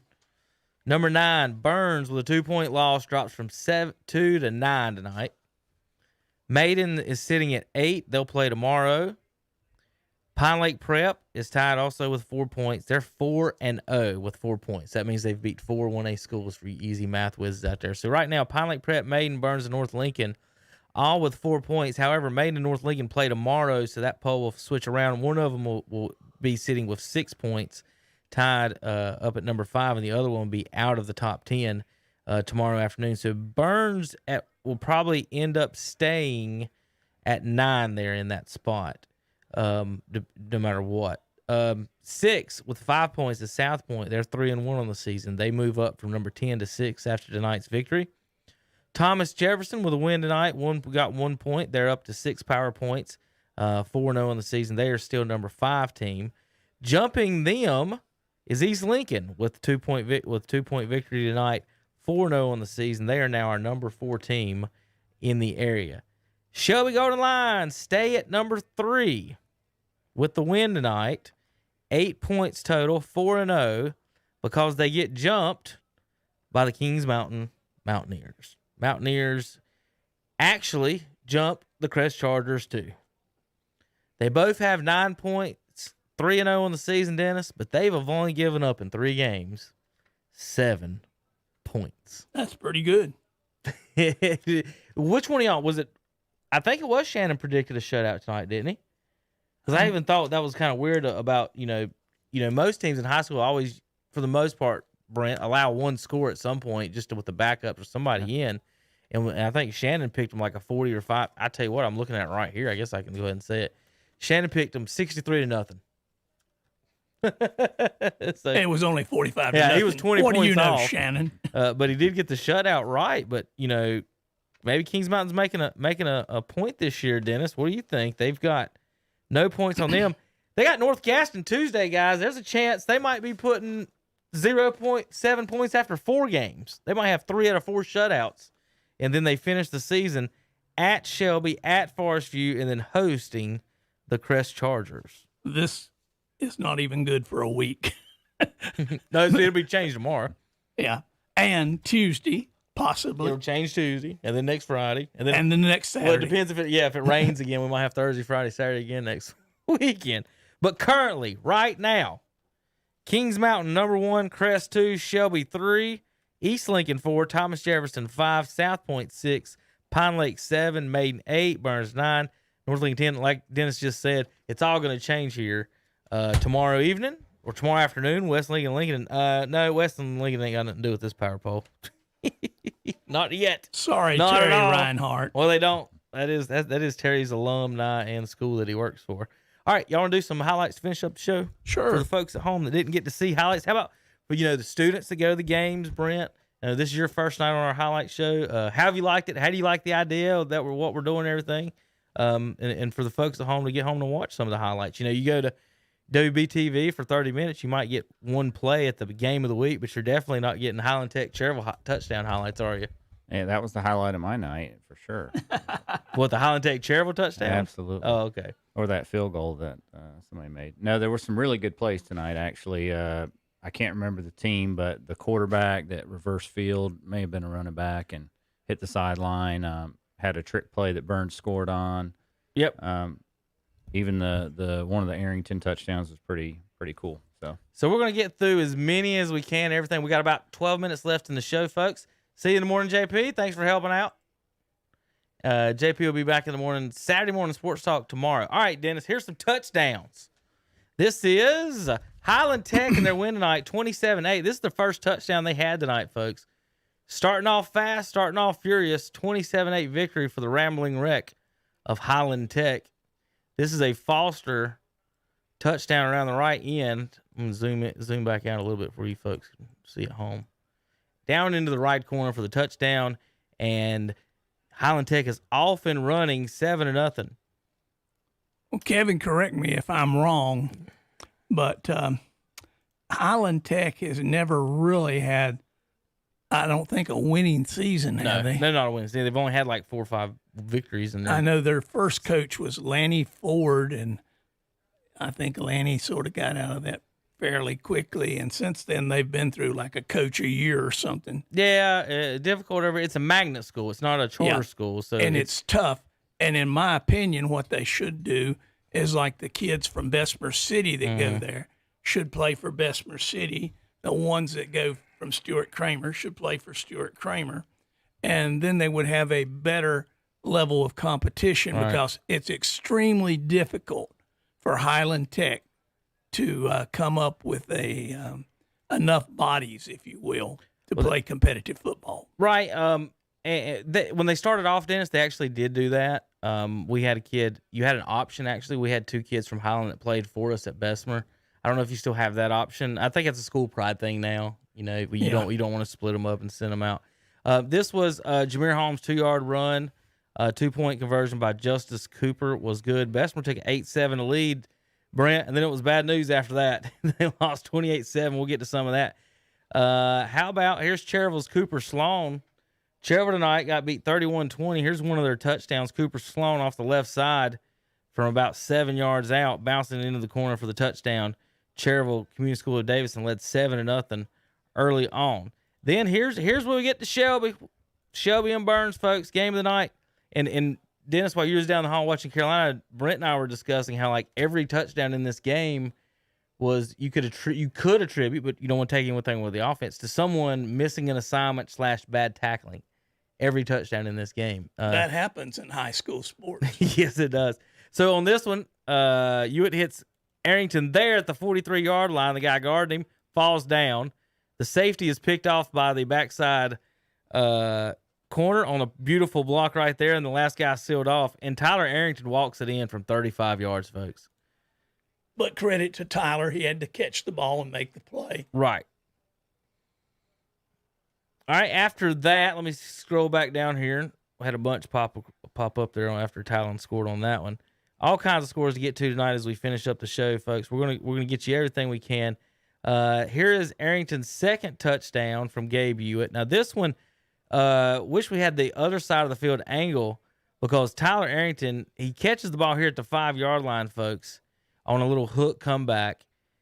Throws the first guy off, shakes the second guy, third guy, he's gone, makes him miss, and then you can't see, but Brent, he pretty much walked in from 6-7 yards right there, didn't he? Yeah, after he caught it at the 5, he ended up back at the 10. Yeah. And then he walks in the end zone untouched. After he, 1, 2, 3 guys, and then, there's nobody here left to shake. Everybody fell down.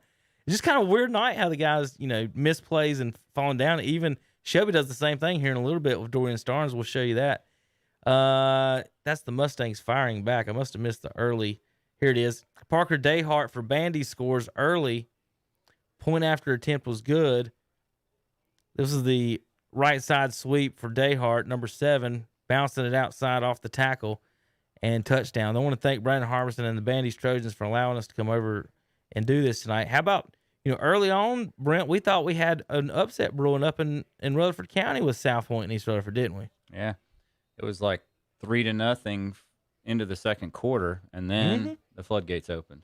And even if it was 10-0 late in the second quarter, wasn't it? And here's the first kick. South Point, good. They take the 3-0 lead early on. Tanner Halbert doing the reporting up there for us. All right, Dennis. Then the Mustangs fired back, scoring here. This is the throw down in the corner of the end zone. The kid rolls out right here. Watch the quarterback. He'll roll all the way out to the numbers at the 30. His man turns. He's just go deep drill. Throws his hand up. Finds him in the corner. Touchdown. Mustangs in the corner. That tied it 7-7. Folks wondering where we're getting our highlights. You can send in your own highlights, folks. Hashtag KTC Scores or at KTC Broadcasting. We'll play your highlights if you're at the fields and want to share them with us. Yeah, if you're a Shelby fan and you were at the Burns game tonight and you've videoed some of the plays and you want to send those, Kevin, give them how they can connect here, and we could have used those tonight on the highlight portion. Just tag us on Twitter at KTC Broadcasting or at What's Up Shopper. Hashtags KTC Scores, KTC Sports. If you'll tag us and you got a highlight, we'll play it. This is the halfback pass touchdown. So, Dennis, the third touchdown, Burns missed a lot of tackles. Well, Shelby had miscommunication and allowed Burns with the called a trick play, halfback pass, man in motion to the wide open man in the end zone for the touchdown. He probably had the guy in the corner, Brent, if he really wanted him to, but he was kind of covered. But, throw it to the guy back there making marshmallows. He was doing s'mores. Huh? Yeah. This one, this is a little crazy. We're going to try to see it, folks. The ball, this is a punt attempt. Right, Brent? The key word here is attempt, right? So, well, it was a punt attempt, then it was throw it up in the air, because I'm getting tackled. Yeah. We're not exactly sure. The ball ends up, folks, going straight up in the air at some point, and we think he was trying to throw it. I thought I heard Matt say he tried to kick it, and the ball got knocked up in there, and they called it an interception because it never hit the ground or something like that.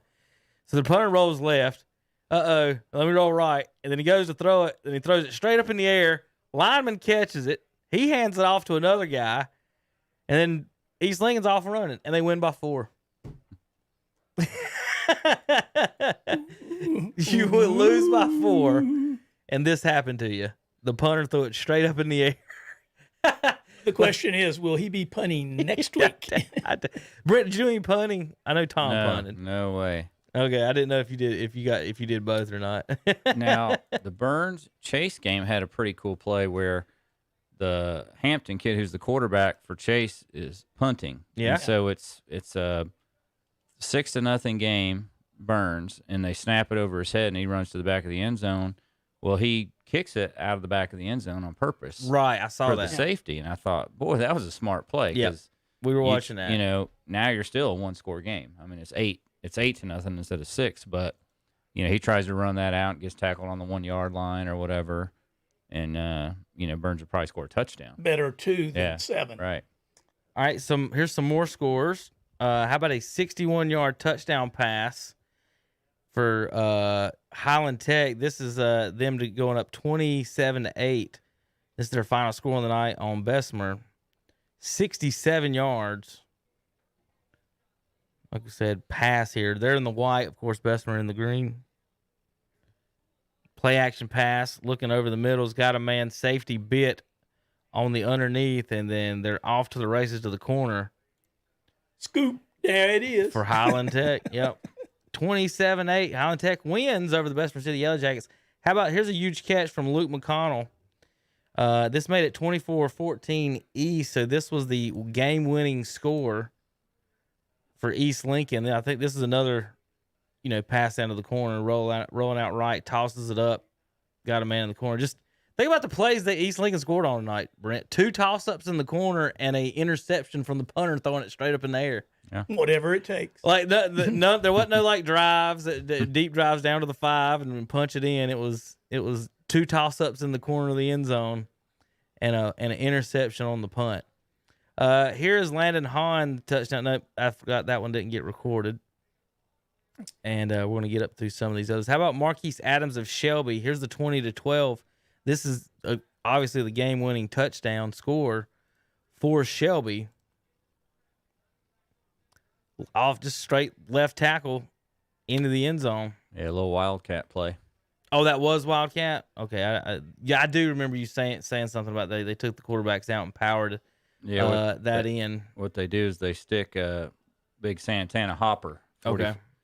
Put him at H-back. Let him block. And Baldry, the middle linebacker, and then they just direct snap it. This is Bandy's cutting the lead 24-21. Trojans scored with 1:19, but couldn't finish off the comeback. Nice little play there. And Brent, we missed our reverse touchdown a minute ago for Bessemer. I'll go back and find that a minute ago. We'll have to show that kid. That was a really good play. Kahari Haynes 5-yard touchdown run for Burns. And this put it within tying distance or winning distance here, Brent. Yeah, that was, I think, another Wildcat play. And that's the play I thought they should have run on the 2-point conversion. Right. Instead, they went under center and then kind of missed the exchange to the running back. So here's the play under center. Ball hits the ground, and they get down basically about the 1. And like Tom said, you don't ever go under center, Brent and Dennis, and then here you go, game on the line. You call a play with the guy under center, and you have some type of exchange problem. So, they probably thought that play was going to work. They, of course, Shelby hadn't seen it on film probably, but it doesn't work. Playing a position, it blows my mind that guys can't get the ball under center. But if you've never went under there, the first, times you do it or whatever, the guy's snapping back. I'll say this, different centers snap it differently. I've had good ones and I've had bad ones. I had one guy, I don't know why or what we were doing. I've still yet to figure out this day, but he hiked the ball into my stomach. I had two hands under there. I'll never figure out this day how he got between my arms every time, but he would just he'd hit me right in the gut with it. His butt was about as big as my head. He's a 6'5" dude, but You got small thumbs? I guess, I don't know. I won't ask what you were doing with your hands. Right. But yeah, it's just that blows my mind. But the exchanges, that's something quick that has to happen at the goal line. If you're not used to doing that, getting the ball, boom, hand it to the guy as soon as that happens. Because usually when you're in shotgun around the ball, aren't you doing reads and kind of waiting? But he's used to instead of boom. And let's be fair to the center. When you're in a shotgun, he's used to a different trajectory on that ball. Oh yeah, he's different force. And when you're under center, he needs to gently put that ball, but firmly put that ball in your hands, and not hike it 12 feet over your head. Right. I'm gonna find that other touchdown for Highland Tech here in a second. All right, Brent, give the scores again across the area one more time, and I'm gonna find that other. Yep, no problem. East Lincoln 24-20 over Bandy's. That was one of our featured games on WLON tonight. Cherryville Falls to Community School of Davidson 31-20. South Point Big over East Rutherford 45-0. That game on WAGY. Shelby over Burns 20-18 on WOHS. Tom and Jeff had that one. East Gaston, they lose again. Chase beats them 55-12, so Chase gets their first win. RS Central 48-42 in a scoring fest over Mountain Island Charter. Kings Mountain, another shutout, 41-0 over Ashbrook. Pine Lake Prep 52-0 over Union Academy. Highland Tech 27-8 over Bessemer City. Thomas Jefferson 61-0 over Christ the King. Stuart Kramer 54-6 over North Gaston. And then West Caldwell 13-0 over Fred T. Ford. High Brighton 56-6 over Drawn. Watauga 49-13 over St. Stephen's. And Alexander Central defeats McDowell 39-7. All right, I somehow brighten that up a little bit. This is the reverse run, Brent, and then to end the show, Dennis, we're going to give nominations for. We don't have to give out the word, but for plays of the night, this is one of my nominations. This is Highland Tech with the I don't know what to call it. They were supposed to all go right, Dennis, and he ended up going left for the touchdown. Put it that way. Okay, just like I drew it up. Yeah. Coach. So sweep right. Bessemer snuffs it out. There's 5 guys there. And the other 6 don't decide to do anything about it. As he gets there, just turns left, takes off, and down the side, and he's out. Highland Tech, 27-8. Well, those kids are pretty smart. They figured it out, Kevin. Yeah. He went over. Oh, Bessemer blew it up. I mean, look at this. 5 yards in the backfield, Brent. We got 3 guys around him. Whoop, there he goes. Now, right here, he makes a cutback. Yeah, right there. Yep. And then he has to outrun that last guy. And the corner actually did the job he's supposed to there, Brent. When you're in the corner and the running back's running to you, you're supposed to turn up. You make them go inside you.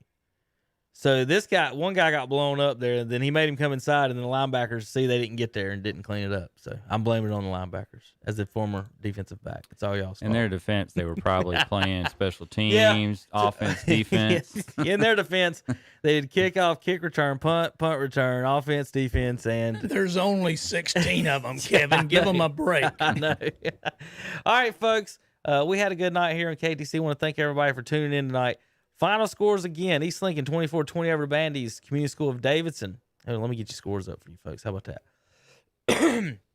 I'll read them in order. Highland Tech 27-8 over Bessemer. Chase 55-12 over East Gaston. RS Central 48-42 over Mountain Island Charter. Kings Mountain 41-0 over Ashbrook.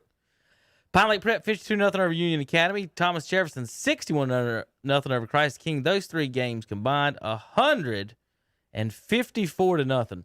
Kramer 54-6. So add that in there. So that's 208-6 in those 4 games.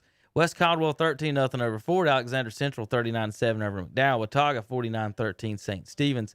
High Brighton 56-6 Drawn. Blowouts across the board on that side. East Lincoln, but we had close games on the radio. East Lincoln 4-point win at Bandy's. Community School of Davidson 11 points at Cherryville. Shelby 20-18 at Burns. And South Point 45-0 East Rutherford. Dennis, you usually do your predictions and stuff. Brent, I'll let you guys pick them right now as we go off the air. Just say the team, Brent. West Iredell, Patton. Don't know much about either of them. I'll go Patton. All right, South Caldwell at Freedom, Dennis. South Caldwell, I'll go with South Caldwell. Hickory at Forest View, Brent. Hickory. Dennis, North Lincoln and Maiden. Oh, man, talk about a tough game. That's it right there. But I'm going with the Dark Knights there. All right. Brent, I'll let you pick Crest and Huss. Crest big. Yep, I believe so too. And then West Lincoln at Lincoln. Crest tomorrow night, folks, 7 p.m. WHS. West Lincoln at Lincoln tomorrow, 1 o'clock. Dennis, who you got, Rebels or Wolves? I'm going in the Reinhardt Bowl. I started to say Terry would not forgive me if I didn't pick the Rebels. All right, folks, I want to thank everybody. That was the wrong button. Thank everybody for tuning in tonight, watching KTC Broadcasting YouTube. We've had fun tonight on the pregame, red zone, and postgame show. Like we said, tomorrow night we've got racing, we've got NCAA basketball, and we've got high school football on KTCBroadcasting.com. Thanks for tuning in, everybody, for watching. Dennis Davis, Brent Pasco, and JP's already left. I'm Kevin Hastings. We'll see you next week on KTC.